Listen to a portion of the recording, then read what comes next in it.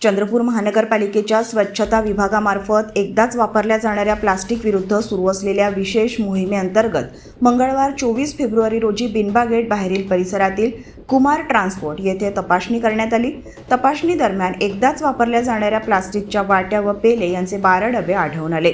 सदर साहित्य हे घुगुस येथील त्रिमूर्ती सेलिब्रेशन या व्यावसायिकाचे असल्याचे निदर्शनास आले। शासनाच्या आदेशानुसार एकदाच वापरल्या जाणाऱ्या प्लास्टिकवर बंदी असल्याने संबंधित 12 डबे साहित्य जागेवर जप्त करण्यात आले। तसेच संबंधितांकडून 5,000 रुपयांचा दंड आकारण्यात आला। ही कारवाई सहाय्यक आयुक्त शुभांगी सूर्यवंशी यांच्या मार्गदर्शनात मुख्य स्वच्छता अधिकारी डॉक्टर अमोल शेळके, उपमुख्य स्वच्छता अधिकारी भूपेश गोठे, प्रभारी स्वच्छता निरीक्षक शुभम खोटे, NDS पथकातील शुभम चिंचेकर, राहुल गगपल्लीवार व पूनम समुद्रे यांनी संयुक्तपणे केली। महानगरपालिकेमार्फत नागरिक व व्यावसायिकांनी एकदाच वापरल्या जाणाऱ्या प्लास्टिकचा वापर टाळावा असे आवाहन करण्यात आले असून नियमांचे उल्लंघन आढळल्यास यापुढेही कारवाई करण्यात येणार असल्याचे प्रशासनाने स्पष्ट केले आहे।